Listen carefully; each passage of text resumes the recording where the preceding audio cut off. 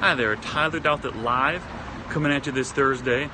E-commerce expert, top 2% Amazon seller, king of earbuds in North America. And I want this to be a Q&A format. Please, any questions, any answers for any, this will be replayed and transcribed and the whole deal. So I will also restate any questions that come up on the feed as they come in. Something about myself first, as the visitors start to come in and the viewers. My name is Tyler Douthit, top 2% Amazon seller. I'm the largest earbud seller in North America, the largest earbud seller on Amazon in terms of number of earbuds sold. Second only to something like Apple or Samsung, people or companies that bundle earbuds with phones. So more than me. Outside of that, I'm the largest one. And growing the personal brand along the way on all the different channels, the podcasting, the video, hey, they're coming in, the podcasting, the personal brand, Facebook, Twitter, Instagram, LinkedIn, the whole deal, and documenting my journey along the way. Hey there, Nino Wasilwena, I think. So please, I want this to be Q&A format, so please ask me any questions about anything, whether it's buying and selling for e-commerce, Amazon, eBay, personal finance, my thoughts on politics, the future of industries, anything like that. If I know anything about it, I'll give my opinion. If I don't know, I'll probably say I don't know, but I'll probably venture a guess. So please, any questions, please feel free to chime in.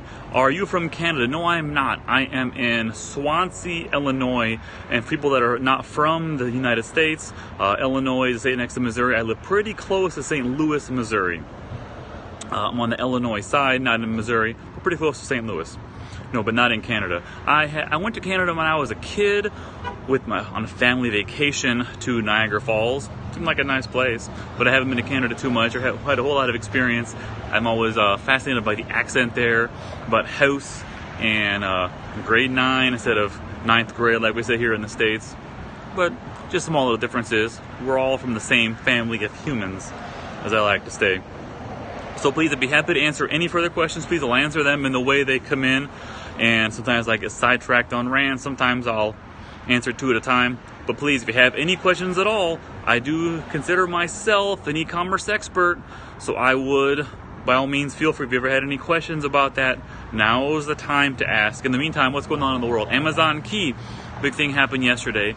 So in case you're not familiar, the short story is Amazon is offering a smart lock and camera combination, which allows you to replace your front door lock with this smart lock. And if you have a camera that faces the door, that plus their internal network of drivers and delivery type people will allow someone to drop an Amazon Prime package inside of your house or apartment.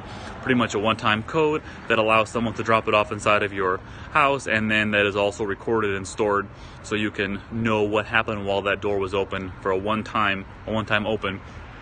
I think it's probably going to be the future. Not everything Amazon does takes off, but pretty much everything that seems crazy is crazy until it's not. Gary Vee likes the line about how would it ever seem normal for people to have their daughters get into strangers' cars when they come home from a party. Uber, and they'd much rather take Uber now than drive with a drunk friend, but now we send our daughters in cars with strange men they don't even know. And that's normal now. Used to sound crazy. There was a question there, the next future e-commerce business. I don't know. I think everything's shifting towards e-commerce. There's a lot of businesses now that didn't embrace e-commerce early on, or at least kind of early on, that now are faltering or have failed. Most notably, recently to me, Toys R Us filed for Chapter 11. Are they going to stay around? Probably for a while, but they're going to have to seriously consider and seriously change their model. They didn't really embrace enough e-commerce situations early on, and people are going to fewer and fewer and fewer stores. Some people, like myself, will do what's possible to avoid a store entirely because it's just going to be time out of your day, a hassle, people, the whole thing. I would get almost anything I can online. And as things like augmented reality and virtual reality become more commonplace, which is going to take years for that, maybe 5 years, maybe 10 years, but it'll take years for that to become commonplace. When that happens, and at the same time, delivery services such as Amazon or others doing drone delivery, dropping something off in your yard in 2 hours versus 2 days, there's going to be no reason to go to stores anymore. augmented reality, virtual reality, and fancy delivery services are going to take over everything, and then you'll have zero reason. Now, people go to stores now for the experience. Yes, that's part of it, the experience, but also things you need quickly. If you need something in an hour or by tomorrow morning, you're forced to go to a store. Most people, if you can wait 2 days, you'll get it online on Prime or some other service. However, as that time shrinks, then it's going to, in a couple of years, going to be 1 day service. Then it's going to be 12 hours, and 4 hours, and 2 hours. Then it's going to drop in like 20 minutes from when you order. When that happens, and there's augmented reality and VR, there'll be no reason to go to stores anymore, because you can have the perfect experience every time on your phone or with your contact lens, virtual reality. So that's, in my opinion, the future of e-commerce. Is it's going to take over everything, because I don't think stores are going to have any reason anymore. How will cryptocurrency integrate into e-commerce eventually? Well, unlike many people, I'm kind of bearish on cryptocurrency, because I know things are decentralized and blockchain. There's all these things that help it not get the government in their business. But I also think that the government has a pattern of sticking their nose in places where there's either tax revenue to be collected or areas where things are used illegally. So I think cryptocurrency, honestly, I don't think it's going to be around the same way many people think it is in 5 years from now. I know Bitcoin and blockchain, various technologies are pushing hard now, and yes, Bitcoin is worth a whole lot more than it was a couple of years ago, earlier this year, 5 years ago, the whole deal. It's going up super fast right now. But if anybody remembers something called Liberty Reserve, that was cryptocurrency used several years ago, and then overnight it disappeared because it was under a government sting and all this. And people, that didn't get all the attention that things like Bitcoin does now. And that was centralized versus decentralized. Big difference, I acknowledge and admit. However, when something can be used to get currency payment across, and we'll come back to that one. But as soon as there's a comment about Clinton going to jail, but as soon as, let's restate, where there's areas where money and payment can be used across national lines, in terms of tens of thousands or hundreds of thousands of dollars of value, that becomes something the government gets involved in eventually. And they will try their hardest. They'll come at it in lots of different ways. And yes, it might not be illegal for a while, disappear for a while, but believe me, the government's going to get involved sooner or later, because if you can send $10,000 somewhat anonymously to a person overseas that abducted a child, or for payment of sexual services, or for drugs, or for terrorism payments, all of these things, that if they can shift large amounts of payment value across international borders effortlessly, that becomes something the government wants to get involved in. And even if 99% of the time, and for you math nerds, that means 99 out of 100 times, even if that is 99% legitimate and 1% used for nefarious, horrible things, the government's going to get involved sooner or later, because that's how our government works in the States. They always are trying to fix things that maybe don't need to be fixed and throw it maybe with the bathwater. Right or wrong, it's reality. I've gotten where I'm at by realizing what reality is and making choices based on reality, not what I think they were. Why are you... I don't even know what we're talking about. Something about Clinton dossier. I'm going to talk about it. We can. To be honest, in this last election, I was not fans of either political candidate. I think that's signs of a system in need of serious repair, because people were faced, many people like myself, were faced with the choice of Trump or Clinton, and really didn't want either one to win. Didn't want to vote for either one, but that's the way our political parties got a nominee. All right, man, if you want to keep talking, I guess, get educated. I don't know what you're trying to sell here, but I'll roll with it. So anyway, many people didn't want to vote for either one, and then instead had to vote for one of those two, because reality was, in election time, November last year, that Clinton or Trump was going to become president, because that's the way our system was structured. And they, through the structured system, albeit flawed, through that, they became the candidates, and one of those two was going to become president. I didn't like either candidate, to be honest. I don't like Trump, but I also didn't want Hillary Clinton to be president either. I didn't like either one of them to be president. She should have known from her extensive experience in political systems that she probably should have not used her private email servers. How did you not know that? You should have known that. Either way, people didn't like it. So that's what it is. Any further questions? I'd be happy to answer any questions. Got on a political rant there, but I'm happy to do that too. So please, any questions you have, e-commerce expert, top 2% Amazon seller, know a bit about money and personal finance as well. I'm doing a live broadcast here on Periscope. I've experimented with the different live platforms, Instagram, Facebook, Periscope, and Periscope doesn't get the attention that other ones do, but I never get a whole, why do liberals look like you? I guess you mean charismatic and handsome? I'm not quite sure what that means. I'll take that as a compliment maybe, because I'm not an old, bitter white dude maybe? I don't know. Talk if you want to talk. But either way, so I'll go with that. Yeah, it's the different platforms that have been going. Let's see. Block user. All right. Had to block somebody there. Not being constructive in any way. Anyway, what was I going to say?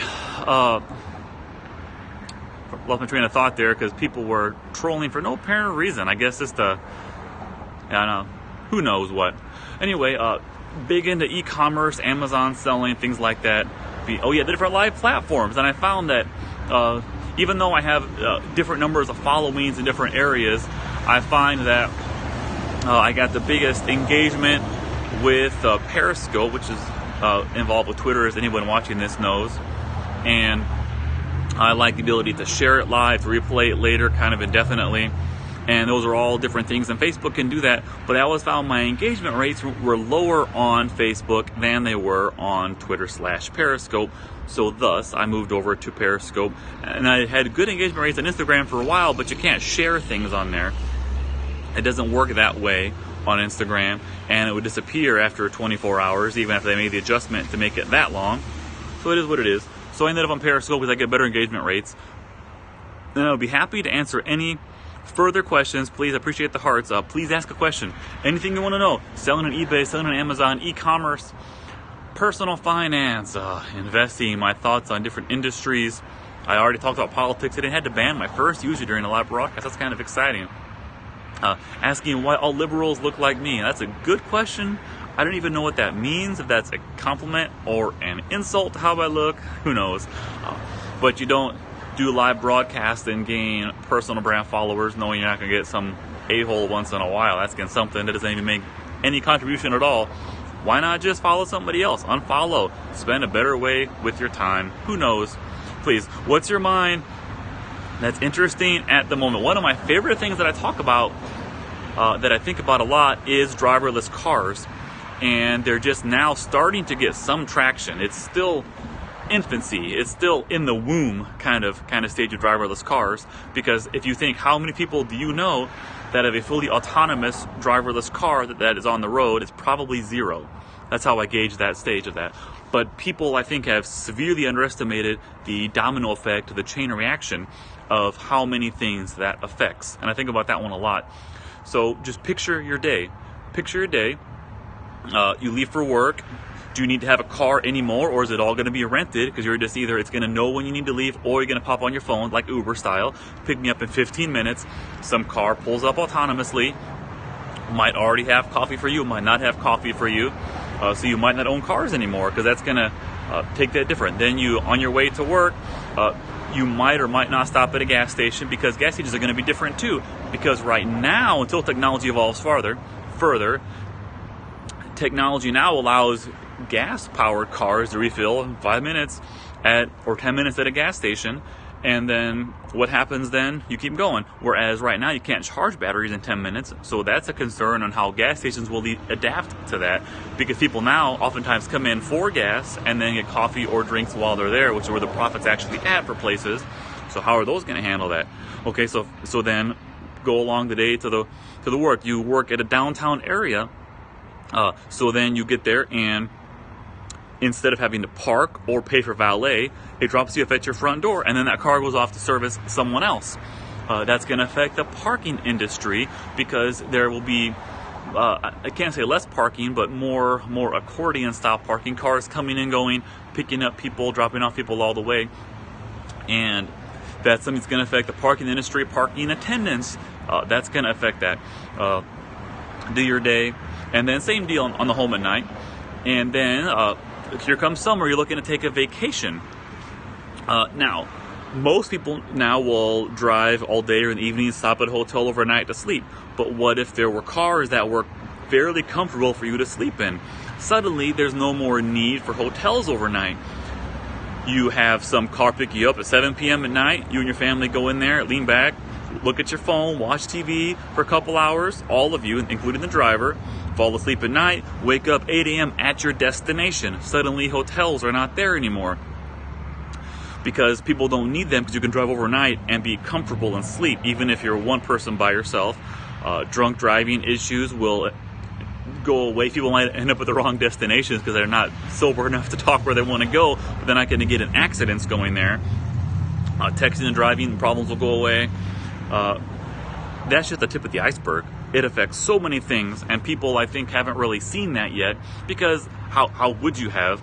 But that's part of what's allowed me to get some of where I'm at, is looking at this leads to this, leads to this, leads to this.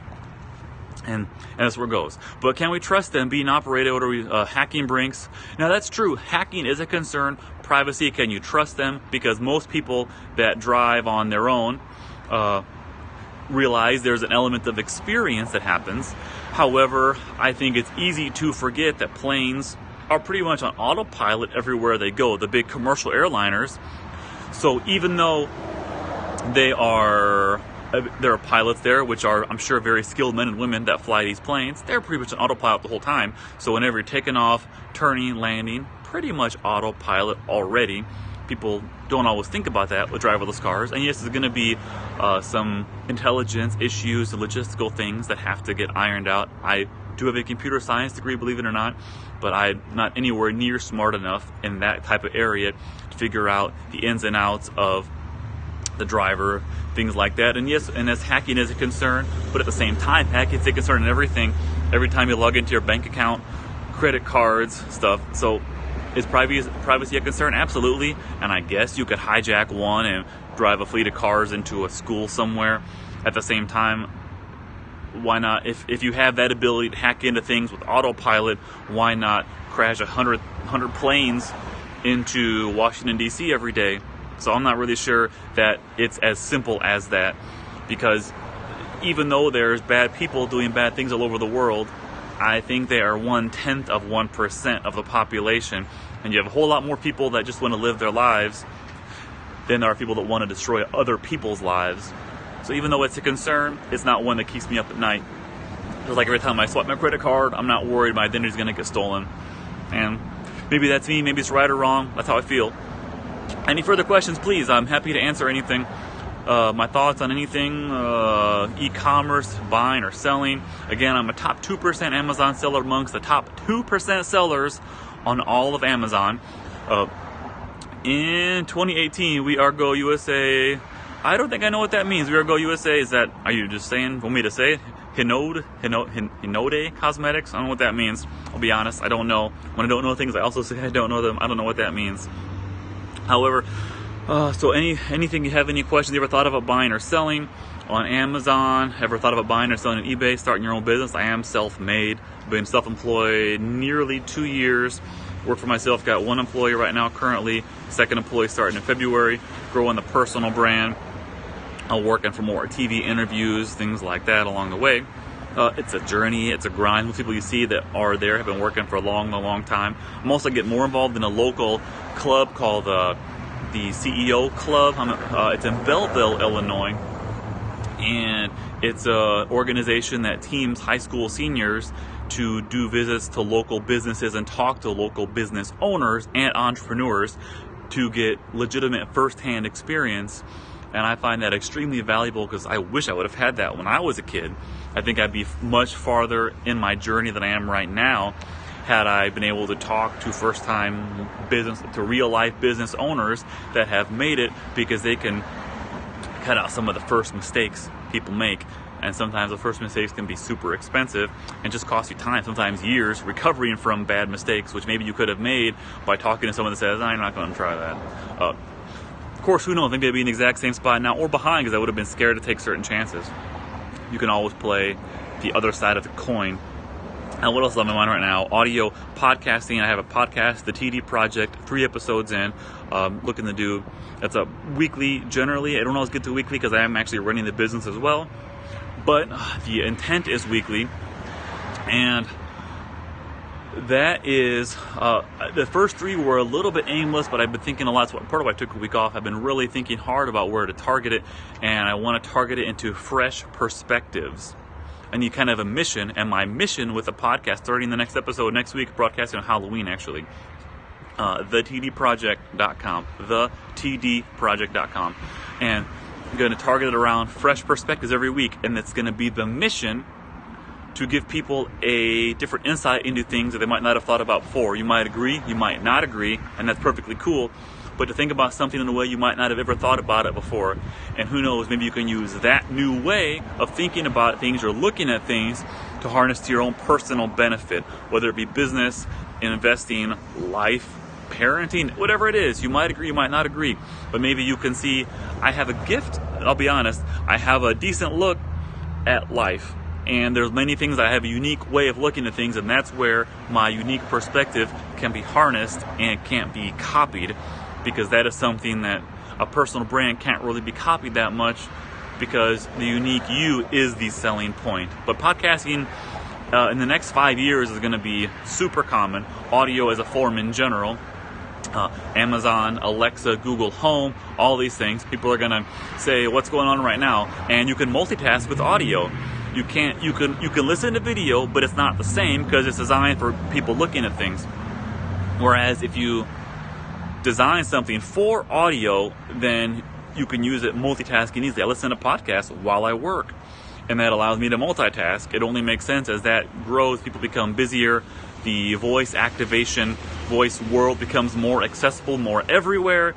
They can actually get decent at speech recognition, which I think is still infancy in my opinion too. Anyone that's ever tried to do voice to text knows that it's right some of the time and wrong a lot of the time.